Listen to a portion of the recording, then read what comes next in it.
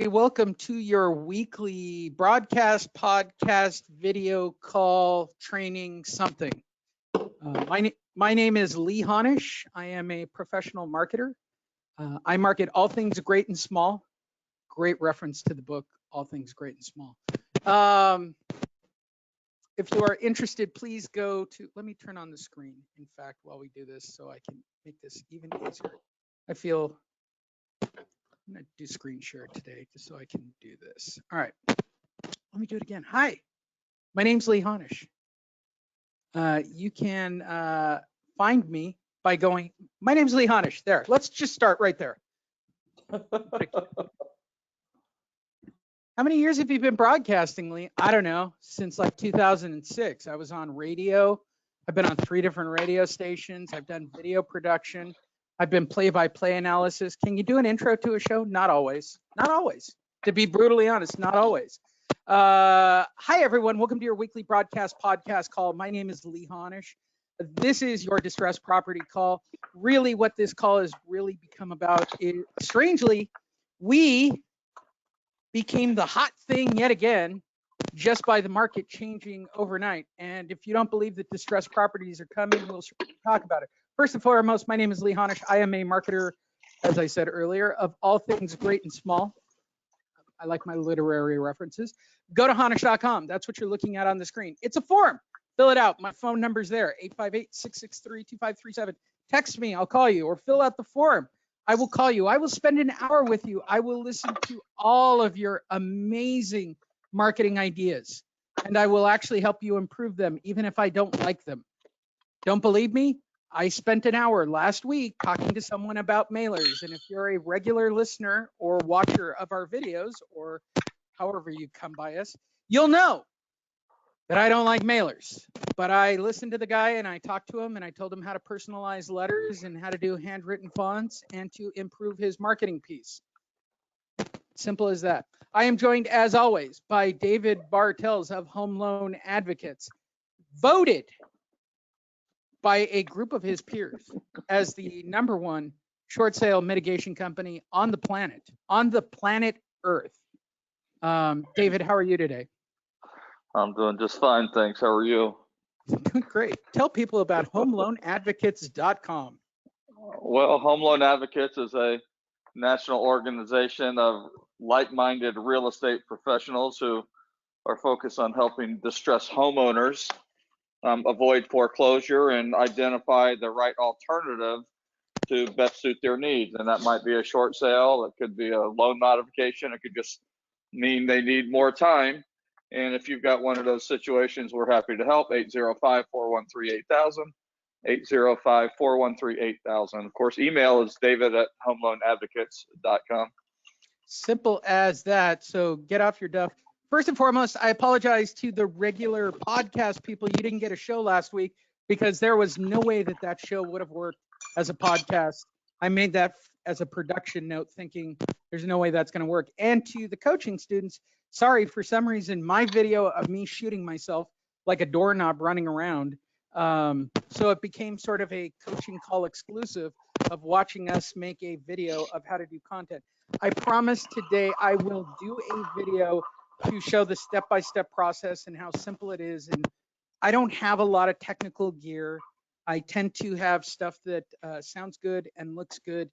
In fact, I'm thinking of upgrading my system with stuff I already have just for sound quality. So I'll shoot that video today and I'll add that as a bonus to this week's show.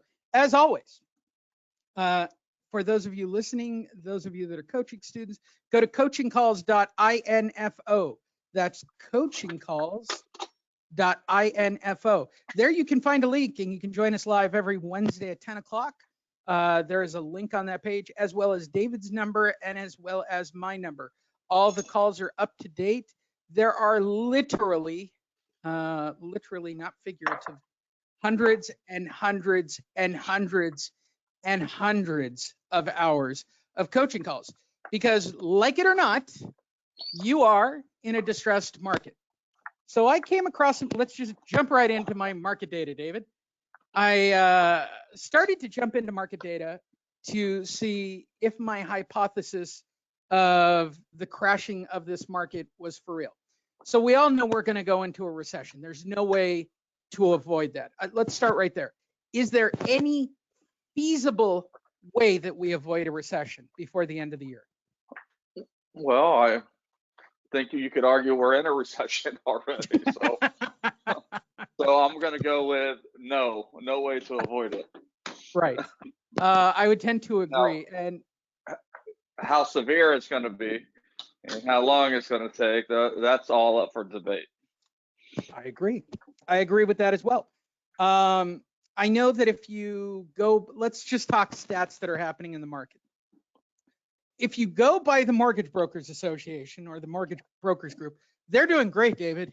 They don't seem to see a problem whatsoever. In fact, I ran into a coaching call student or a monster student, Tom Caskey, who lives down the street in Carlsbad. And as I was out, because they've allowed everybody to go spread the coronavirus love in front of my house again, they reopened us on Monday, David. So Right. Tom Caskey came by and he goes, no, I've been working on mortgages. And he goes, it's great right now. But he goes, I don't think it can last. I said, I don't think it can last either, Tom. Maybe you want to start thinking about remonstering or starting to get back into the distressed market. He goes, do you think it's going to be that big a deal? I said, do you not think that people who've done 90-day forbearance agreements that are due in 90 days, right, aren't going to have issues paying back the 90 days that they owe people? Here's my personal and professional opinion about mortgagers and renters. And tell me if my hypothesis is wrong. I believe that people called either their bank or their landlord. They took a 90-day forbearance. Let's just go with the 20%, David, that are documented. That group, based on the way the law is structured, in 90 days is going to owe a balloon payment because they didn't get a forbearance agreement to tack it on the back end of their lease or on the back end of their loan. And I believe that there is going to be a large percentage of people that took 90-day forbearance agreements that are going to be due in 90 days, which by my math would be sometime in July. Yeah, that math works. I think really, because this is a distressed properties call. We've said it literally since we've been doing it for the last decade. We've had spikes from 2% as high as 5% or 6%, depending on when you want to talk about points in the market. We can go back to when I started in 2007 and go, yeah, those were crazy numbers, right? We're coming up in July on a balloon for people who believe, and here's the sad part. Nobody took a position of advocacy except us. I'm not trying to toot our horn here. We took a position of advocacy for people who missed payments, period. Didn't matter. Didn't matter if you were a renter. Didn't matter if you were a buyer. Didn't matter if you were a seller. Didn't matter if you had bad credit. We tried to make ourselves monster marketing, advocate marketing, all our affiliates, all the people we've been associated with over the last decade, David, right? Love them, like them, or hate them. We've had this consortium of people across the country who've literally just tried to work with people who are struggling to make their payment. And we did successfully well. But like most things in real estate, if that's not the hot thing, people aren't interested in it anymore. And it's just kind of the nature of the beast. And I just feel it in my bones, having looked at the way that most of these deals are structured and people going back to, I believe the bank. They asked me for all my information and they gave me a 90-day forbearance agreement. I'm trying to do my Oklahoma, right? I just feel that I got family. I feel I got That's really family bad members. and probably offensive to a whole lot of people. You know what? I'm from Oklahoma originally. So if people want to get on me for being Southern and hillbilly, I'm down with it, okay? So I'm just saying that I'm pretty sure that I got family members in Oklahoma as we speak. We called the bank, Lee. What do we do? Well, you were an idiot and you believed the bank and you didn't call your cousin first. By the way, I can't even lie about this. I have a cousin named Skeeter, okay? I have a cousin named Skeeter, all right? And here's the truth of the bank, and you know this and I know this, David. The banks take advantage of people being nice, right? They believe that the bank is their friend. They believe that the landlord is their friend. They believe that their creditors are going to be okay with you missing a few payments. No, they're not. They're not. They're not. Yeah. They don't know you. It's funny because I shot that video a couple of weeks ago with Fred and a couple of people, and I said this. I said it's the same thing I said in 2007, the first day I ever spoke.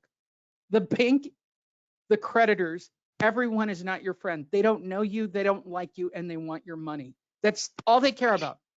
It's not a joke. From your perspective, mitigating files, I mean, just good advice for, I just know the agents are going to come back to this. I know what's about to happen in July.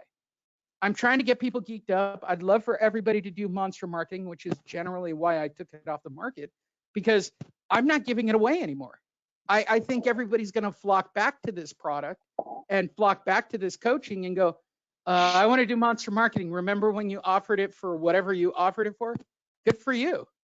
Why should I reward you when I've had 500 coaching students for the last 10 years who bought into the mythology, the mythos, right, of being an advocate, helping people and being involved, when it's clearly obvious the shit's going to hit the fan here? Well, I think that there's definitely a shift taking place. So listen, I had another coaching call I did this morning, and one of the comments that I made is, listen, markets go up, markets go down, foreclosures go up, foreclosures go down. It's seller's market, it's a buyer's market. At the end of the day, as professionals, our job is to help people trying to buy, sell houses during this market period.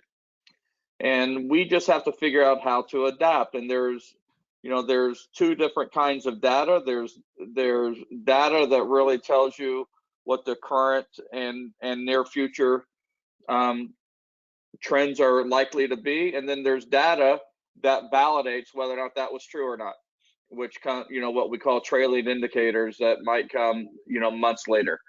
And I think this is one of those situations here, is that there's clear evidence that there's going to be there's a very high level of missed payments, in the form of forbearance. But there's two kinds of forbearance. There's the forbearance where you called the bank, you made an agreement with them, and they agreed not to make you make those payments immediately, at least for 90 days. And then there's the one where, I don't have to make my payments, and people just stop making those payments and never talk to the bank, and then are confused why they're getting collection and foreclosure notices. So we know that there's going to be a lot of distressed property activity. Fannie and Freddie and FHA, and I think that includes VA and Ginnie Mae. They are going to do the forbearances where it gets tacked on as a balloon note at the end of the term. Right. And they may be able to extend it up to 12 months, but you have to apply and you have to ask. I mean, you get 90 days kind of as all you got to do is breathe, and they'll give you 90 days. And then you have to pay it at the end. And then there's the 40% who the banks are saying right now, okay, well, you can skip a payment, but at the end of 90 days, which is the 120th day, you're gonna owe all those back payments right up front, or you're going to be delinquent. And that is an impossible task for most people in that situation. And it's really going to be a spike. And people keep saying, well, what is foreclosure activity going to be? And the answer to that question is, I don't really know, but I can tell you, we're going to know for sure in 6 months, because that's when it's going to really hit the fan, and people are really going to start freaking out. And I'm interested to know what percentage of people understand that they're going to have to make up their 90 days of payments in the fourth month right now, or the bank is just saying, don't worry about it, and they're sending it to them in a letter that they may or may not read, explaining Right. how that term is going to go. The other thing that we're seeing now is we're getting calls from people who are saying, I can't make my payment, I'm on a forbearance program, but they're going to make me make the payments back at the end of the 90 days, And I'm not going to be able to do that. And they're ready to start selling now. They're ready to figure out how to, so their goal is to sell the house before they get to the 90 days. And that creates an instant opportunity for real estate agents that are out there in the market, and investors too. For the same reason I like distressed properties is that there's not that much competition for them. And number two is that the foreclosure date basically gives them a deadline that they've got to take some action to avoid the ultimatum of losing their house that foreclosure represents. So I think that the agents that remain active, investors who remain active, are finding all kinds of opportunity. And from what I can tell, the Robert Fergosas of the world are who's an investor, most of the people on this call would know, continues to do well. And I see his post on Facebook where he's saying that he's finding all kinds of opportunities. There's not as many deals, but the ones that he's getting are, sorry, that's my phone. The ones that he's getting, I tried to hang up. The ones he's getting are finding really great values. And I know I've sent him some distressed properties to look at, and he's hitting them low. So if he's getting them, he's really finding great value. And then they got the sellers who, they need to sell. They don't necessarily want to sell, but they're willing to go through the motions, and they're afraid that the market's not going to deliver a premium price. So there's plenty of opportunities for them. And we're seeing properly priced stuff still sell with lots of multiple offers. So I think there's lots of opportunities now, and people who are working are going to do very well, and people who aren't are probably going to complain that the market is not any good. Yeah, I completely get that. And I've seen it a lot lately. As someone who generates leads for people, I've been generating refunds for people that I know, in fact, have gotten leads. And it's because it's too much work right now. It's because it's not a listing. It's because it's always expectations, right? And I say this to anybody who wants to get involved in distressed properties, and maybe you can flesh this out a little bit more. It's not simple. It's easy to get face-to-face. That's what monster marketing really is at the end of the day. It's a guaranteed face-to-face result. It still works. It's still going to work in this whole kind of issue. There's no change to the way monster marketing works. But the reality is now you have a curveball, right? When you go to the front door, oh, I've talked to the bank. They're giving me forbearance agreements. Oh, I've talked to the bank. They want to, is that going to change the dynamic from your perspective, right, going forward? Because spreader theory is going to be back. The banks are going to push it back. They're going to hide files. They're going to do everything they did in 2007 to 2010 to try to make this a manageable pile. And I personally believe, and for those of you who don't know, I am the former head loss mitigator for IndyMac Bank's HELOC division. And the reason you hate short sales is because of me and 3 other people who I could probably name, but I'm not. They probably deserve to live their life in confinement. Confinement? That's what we all are, aren't we? I mean, they haven't released anybody yet, as far as I know. I thought maybe they, Well, okay, maybe one of them is in Newport Beach on house arrest still to this day. Okay, I'm just saying that out loud. All right? Okay. All right. Who may have been my boss's cousin. All right? Let's not play between the lines here. All right? Okay. But with all that said, and for all the meetings that I've ever sat in, the idea was, how do we make it manageable? And I think they've learned, right? 2006 isn't that far away. We have better data tracking. We have better analytics. We have better software. We have a higher, everything is different now than I got into the business, David, in 1988. Yes, I'm that old. Thank you. And we were coming off that first kind of cycle of waves, right? I worked for Beneficial of California doing their REOs and foreclosures, buying their seconds, thirds, and dare I even say fourth position loans long before HELOCs were created. And they were generating those loans in these really bad marginal cycles. And everybody back then was doing the same comment. If I had learned the mistakes that I learned the last time and knew to buy then and knew to buy now, blah, blah, blah. But saw the cycle happen again and again. And then we saw the building peak in the cycle and the crash in 2007. So I suspect, and I want to believe this about Wells Chase, B of A, Quicken, everybody else who isn't bolted down, that they've kind of prepared for this. They have a different analytical model. They have a different approach, which is first, make it manageable, right? How do we spread this out as far as we can, right? Let's line up our investors on the back end who are going to buy in bulk. What are they going to want? What's their penny? Like, I'm convinced that they've got a complete game plan.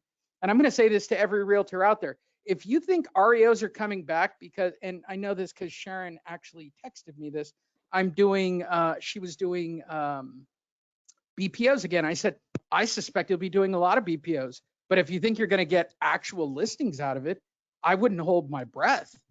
If I'm an asset manager working in today's market, if somebody called me up right now, my first logic would be, who's the biggest investor I can buy who can buy in bulk at the correct percentages that make me the most amount of money at the end of every week? And I know that sounds weird to everybody, but a banker gets paid a salary plus a bonus. So if I have a percentage to hit, like you want me to make 20 or 30 or 40% back on every dollar, and I hit that, then I get X amount of bonus. Anything above that, I get a percentage. That's the asset manager way. I am completely convinced everybody's battling, kind of buckling down for this, David. Like, I think come July, you'll see the first wave. And I think everybody's going to be shocked that it's not going to be the discussion of, I've got a lawyer to take care of this. I think we're going back to the basics of, I talked to the bank, they said it was okay. I think that's going to be the number one answer at the door. If I were going to vote right now on analytics of what their response is going to be, it's not going to be, I've hired a lawyer, because they don't have any money to hire a lawyer. I'm not being crappy about it. I'm just being honest. Nobody has money to hire a lawyer right now. They're going to say that they've called the bank and they've worked out a deal. That's going to be the number one response. So let's talk about this from a scripting perspective, right? You put up the monster, you get the face-to-face, or you change your scripting, you're doing an online presentation, David. And now I say, you know what? I've talked to the bank and they're taking care of it. They're going to give me a 90-day forbearance. What's your response to that? Well, my response is beware. You said something earlier that said that was, people are calling and think the bank is their friend. And so I always think about this when you call a bank and ask for anything, is that when you're on hold waiting for the bank, what you hear is, this is an attempt to collect, this call is being recorded. Right. This is an attempt to collect the debt. Any information we gather will be used for that purpose. So, and if that doesn't make it really clear what the bank's intention, all the information that they gather from you, whether or not it's in the spirit of cooperation or helping you, at the end of the day, the bank's job is to collect that debt, and they will use all that information they gather, even if it's, a wolf in sheep's clothing, in order to gather that debt. And maybe not today, but down the road, they'll go back and use that information. Everything that you give them, all your income, where you work, how much you make, your bank account information, all that stuff is getting put in their database. And so if it gets to the point of collection, then they've got access to all that information, and they will use it to mitigate the amount of money it costs them for you to be delinquent. At the end of the day, when you're talking to loss mitigation is, how do we lose the least amount of money? Okay, right. Not how many ways can we help homeowners stay in their house without making their payment. That's not what it means. How do we help homeowners avoid foreclosure? No, they'll talk to you about that, but it's all just lulling you to sleep. And so consumers have to be very careful when talking to the bank, and need to get very clear about the types of agreements that they're entering. Now, the guidelines are going to change, maybe, the Congress may mandate it, but they can't mandate a bank, do a forbearance and put it at the back of the term any more than they could mandate in 2011 that banks had to do loan modifications. All Right. they do is create an outline, a template that banks can use, and then and then banks get to decide whether or not they want to do it. Even today, there are some banks that won't do short sales. There are some, I shouldn't say banks, I should say investors that just won't do a short sale. They just don't. It's deed in lieu or a loan modification. That's it. Nothing in between. Not too many, but we still run into them once in a while. And so you just got to be careful. Every bank is different, and every bank is different depending on who the investor is. So you might call a, say, Bank of America. You call Bank of America, and you might have 3 different houses, and you want help with all 3 of them. And maybe the situation is identical. They're rental properties. My tenant's not paying. I'm not able to make the payments. What can you do? And on one, they might get a forbearance that says you don't have to worry about it until you refinance or pay off the loan. Another might get a forbearance that says you don't have to make the payments for 90 days, but on the 120th day you owe us 4 payments. And another, they might get a forbearance and saying we'll let you know how it's going to work out, once we get more clarification. But for now, you're okay. But you might have to pay it back in 120 days. And what answer you get really depends on who the investor is. Is it Fannie? Is it Freddie? FHA? Is it a jumbo loan? Is it a conventional loan? Is it a hedge fund? Who is it? So you don't know. So there's no single program out there. So you've got to be very careful, and you need to read the terms of that agreement. So the plug goes out, and I'm going to say this to everybody. Really, you really got to heed these words. You're getting advice from a guy who negotiates short sale files on a daily basis, and you're talking to a former head loss mitigator. I'm telling you legitimately, even if you're using the advice for yourself, you are completely wrong about whatever institution you're talking to. I'm telling you as someone who drew a paycheck to make money off of the blood and sweat of others. As horrible as it sounds, my job was to squeeze every drop and every dollar out of every file. And I was very good at it. And I'm glad I don't want to go back to that life, actually. I don't think I was a very pleasant person in those days, David. Not to say that I'm much better these days. You've evolved a little. A little. You have mellowed a little with age. Very little. Based on the wreckage I've created, well, it's all relative. You're still kind of an introvert for a guy that's got such a big public stage. I know. Is that weird? Fascinating to me. Yeah. For the people that are close to me, and there's a couple of people on this call that are very close to me, like you and a couple of people that are really close to me. I know the shock to everybody is you think that I'm this big, grandiose, wild, like you put me out in front of people, I just go. Most of the time, I'm an introvert and like to be alone. I like to be really alone. I don't like to be slightly alone. I really like being alone. In fact, I am now watching survivalist shows, David. I'm actually a little concerned for myself. I'm thinking, are you building a bunker?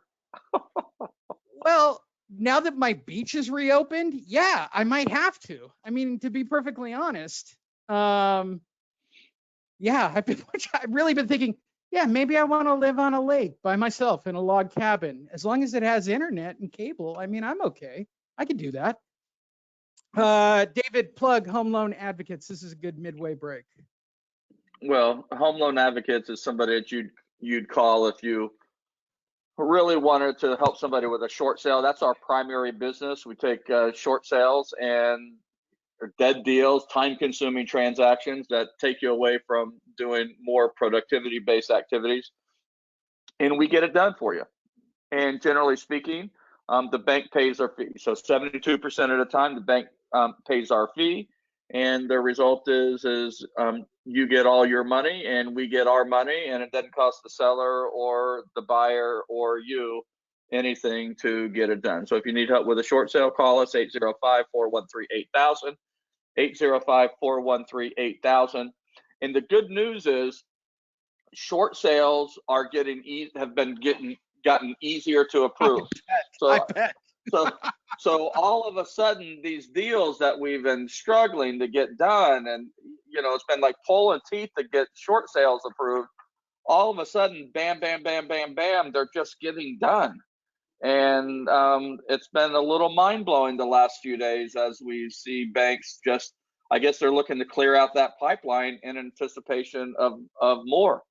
So I guess they got bigger fish to fry. So the busier the banks are with delinquent stuff, the easier it seems to be to get short sales done. Just as an FYI, that seems to be what we're learning, going back and thinking about the ebbs and flows of short sales. Well, and I'm going to say this as a testimonial for everybody listening. I have known David since 2008-ish, plus or minus. With all of that said, the reason I'm telling you that, he was voted by a literal panel of his peers as the top negotiating expert in the country. I'm not saying that because he's probably the only person negotiating short sales at this moment. I'm just saying he was voted.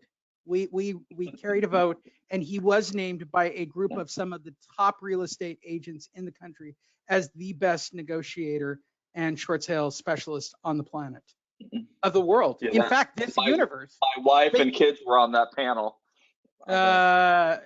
Pretty close. My name's Lee Honish. If you want to find out about being a part of Monster Marketing, you can get involved. You might not like what I have to say because it's not going to be exactly what it was previously. I'm working on a brand new site because come July, I think the first wave of defaults is coming through. In fact, I know it for a fact. In fact, I'm thinking of speaking come September if they'll allow me to travel.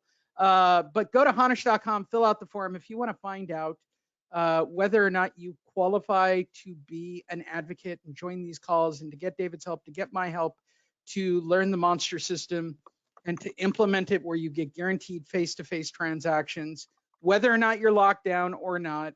It's very simple. You put up a marketing piece, you wait for the call, you meet with the homeowner, wear a face mask for God's sakes. It's not that difficult. Follow the script, follow the tools, follow everything we have for you. Just go to honish.com, fill out the form. We would love to see you on one of these calls. And last but not least, if you're listening to this, join us live every week. Go to coachingcalls.info, not .com, coaching calls with an S, .info. You can find our catalog, because really, are you going to just sit at home and keep watching Tiger King repeatedly? Or my new favorite, Operation Odessa. Go to coachingcalls.info, scroll down, and watch hundreds of hours and become an expert and an advocate in the world of distress marketing. Both David's number and my number is there. We are able to be reached. We're happy to talk to you. We're happy to get you on the right track. David, let's move forward. Sure. Let's talk market. Let's do something positive on the back end of, it's all gloom and doom and the bank's going to get you. Yeah, well, I've been saying that since 2007 and nobody still is listening to me on the topic, but all right. I realized that at some point in September, David, I'm going to start speaking again, doing the old banker shtick of, the bank's not your friend. I'm not even sure I could still do that again. I'd have to go back and watch videotape of myself to go back to be that guy. Just reinvent yourself. Come out and be a calm guy. You know what would happen? I'd wind up having like a cult. I could start a cult. I'm Koresh-like. I could see that happening. All right, let's do something positive for the second half. And I want to share some results of this week. And hopefully everybody can implement this, David included, and I'll get his feedback. But for everybody who's on the call live, for everybody who's listening, I recommend, we shot good video today. If you want to, just go to coachingcalls.info and watch the video. I'm going to do some screen shares here. This week, David, on my page, one of my clients by the name of Michael Forkas, who is a Monster student, hired me and said, Lee, I don't want to go after buyers. I want you to go after sellers. I said, all right, it's going to be a longer, slower funnel. And I say this to everybody who wants me to go after sellers. It's a longer, slower funnel, so accept it, right? David, you point out that it took you, what, 9 months for your funnel to produce when it comes to generating actual sellers online? Yeah, well, so what my experience is, and if you're working with sellers, it's 6 to 9 months that they Right. have a tendency to start clicking and interacting and having conversations 6 to 9 months before they're ready to take any action. And I find buyers, for the most part, are 9 to 12 months. That's my experience. That lead generation, especially internet lead generation, has a little longer gestation, that has to happen. But the way that I look at it is, it's really all about pipeline. So Right. the key to successful sales is having an ongoing, a full pipeline. And so I always just remind myself and everybody who's asking me about it is, I'm going to need that deal in 9 months too.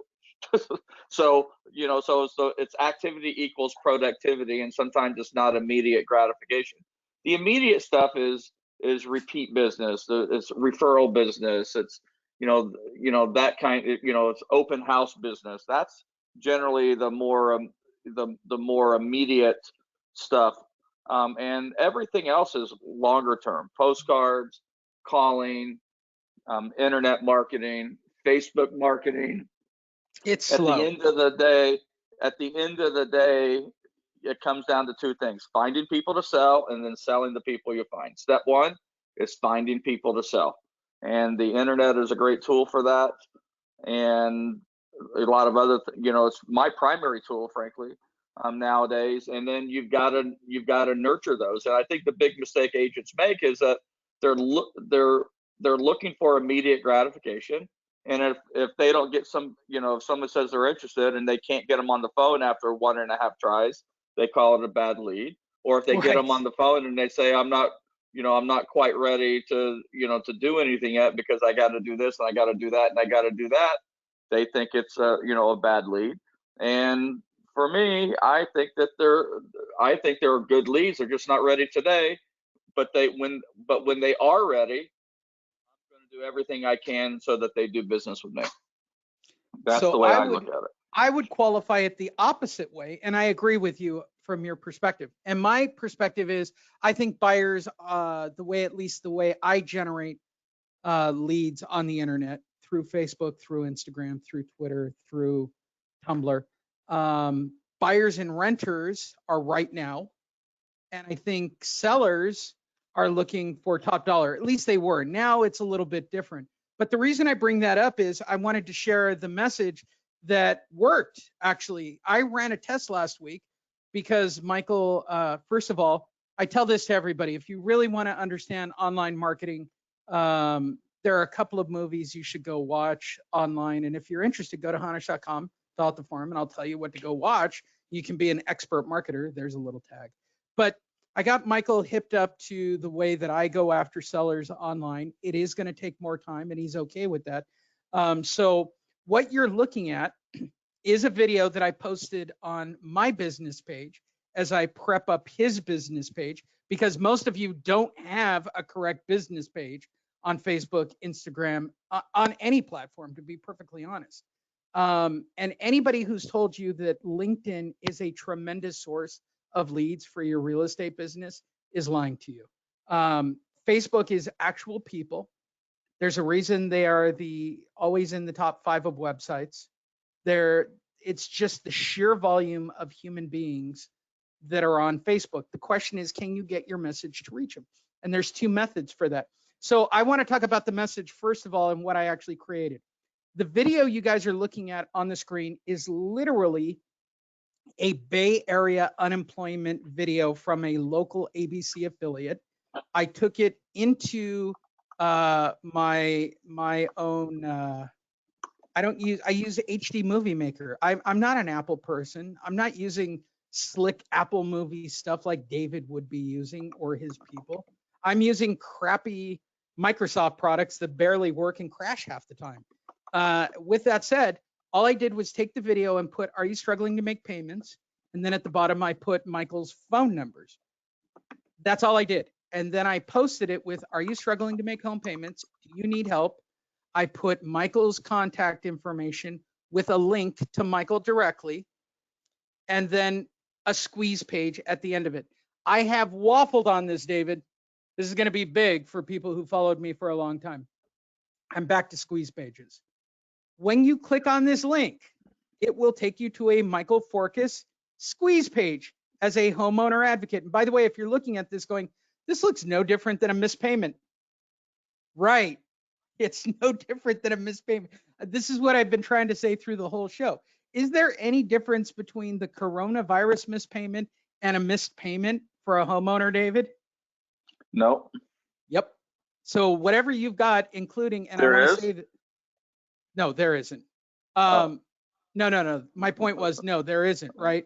Which is, for those of you that are homeowner advocates with David, right, and you're part of that program, why aren't you doing home loan advocates and pointing everybody right now, period? Anybody you meet, "Hey, are you struggling to make, are you doing forbearance, whatever?" You should go to homeloanadvocates.org. Period. Period. There's no difference. The alternatives to foreclosure don't change. So I did a squeeze page based on a page I had already built based on information, the alternatives to foreclosure that we've talked about forever, the 9 alternatives, right? Plugged in his information and then put a squeeze page to it. And so I want to share these numbers of actually doing this, and anybody can do it. And I don't know why more people aren't. The message actually reached 643 people on 35 shares. It had 57 engagements. I'm not an expert, David. That's about 8% on engagements, right? Plus or minus. I'm not good at math. I'll let you do the math. Yeah. I'm pretty sure it's about 8%. But what is really important here is what happened on the lead page end. I got my 1%. I got 9 views. I got 8 unique visitors, and I got 1 conversion. So here's how it works. 1% doesn't change. Tell me if I'm talking too geeky marketing. 1% will never change in marketing with spam marketing. So if you send a mailer, if you door knock, if you cold call, if you do internet marketing, the best you can hope for is anywhere from a 0.5% to a 3% response. The sweet spot generally in my line of work, if you hit 1% to 2%, you have a really good marketing piece. Is that your understanding of spam marketing, David? Yes. Okay. And internet is no different for anybody out there. So the goal when you create a piece like this is how many people can I get to see it?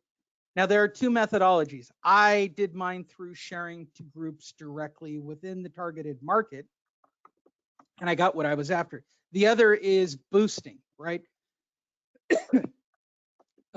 Wow, there's my dry cough, David. I just walked on the beach Oh today. no. Does it work that quick? Um, No, it's 2 weeks. So you're a booster, David, right? So if you had this piece and you had it out, you've got your funnel in line. What would you consider an acceptable boost for this type of product? In terms of dollar amount. Yeah. Well, it depends. So what I usually do, well, it depends on what your budget is, but you could do it. I would probably do like $5 a day for 5 or 7 days, and then I would watch it. And if after 2 or 3 days um, I was getting above average click through rates, then I would probably double it. And if it was getting below average, I would probably take it down and retweak it and try something else. I completely agree with you. So there's a couple of different perspectives. So I'm going to just show quickly how this is done for anybody out there. Have you been testing any taglines for people missing payments or struggling to make payments? Because basically, I just go to YouTube these days, depending on the market of my client. Let's say San Bernardino. Okay. missed payment, or coronavirus. I don't know why everybody's making this kind of difficult, right? Keep it as simple as possible. This is live content that can be used. And or San Bernardino, missed payments. You kind of have to play with it. I know that you like to shoot your own original content. I just tend to like and lean towards using actual news because it gives a little bit more credibility to what's going on. What's your perspective on creating content for this type of call to action? Well, I think I think any kind of content, it doesn't really matter. You just want the content to be engaging. Right. And, and it can be original content, it could be third party content that, that supports your opinion. It could be a still photo. It doesn't even have to be a video. It could be a newspaper article, or magazine article that just kind of gives you some third party credibility. And then, it's kind of, if this is happening to you, there are 9 alternatives, and we'd be happy to give you a consultation. And this is the big part that I say to everybody, especially those that I work with, right? The biggest deal about this video, the biggest deal, period, is not whether or not they click through and they go off to a squeeze page. It's great and it's helpful. Or they click Michael's name and they go to his profile and they send him a message. It's great, but that's not what I'm after.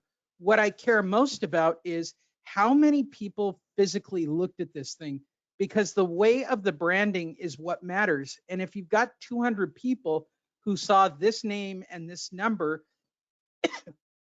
you're winning the game. It's 189 people. That's a lot of people who saw that name and that phone number. Whether or not they wrote it down, the repetition, we talk about this all the time, David, and I know you've sat in these meetings. How important is repetition, top of mind, repetition, top of mind? It's the most important thing. Right. And that's all it comes down to. And if they understand that in the Bay Area, Michael's the person to go to, and they see that number repeatedly, might not be the first time, might not be the second time, but eventually it'll pay off. And that's ultimately the message that's out there. David, one more time, tell them about Home Loan Advocates.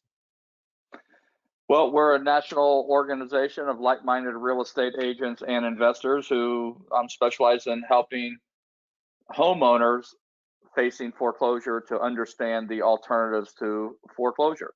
And most of the time, they realize that the alternative is ultimately to sell their house, and then we collect the fees in the process of helping them do that. My number is 805-413-8000, 805-413-8000. Of course, David at homeloanadvocates.com. Simple as that.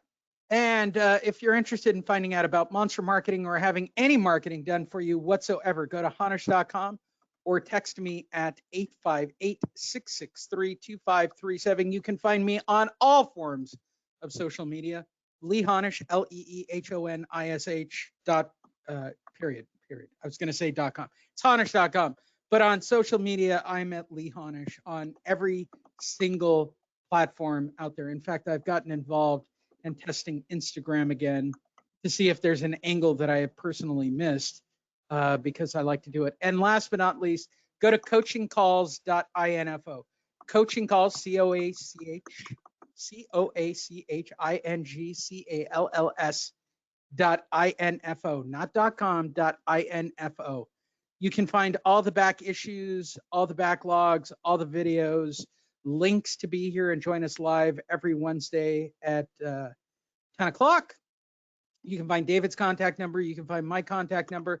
We're happy to help you each and every week.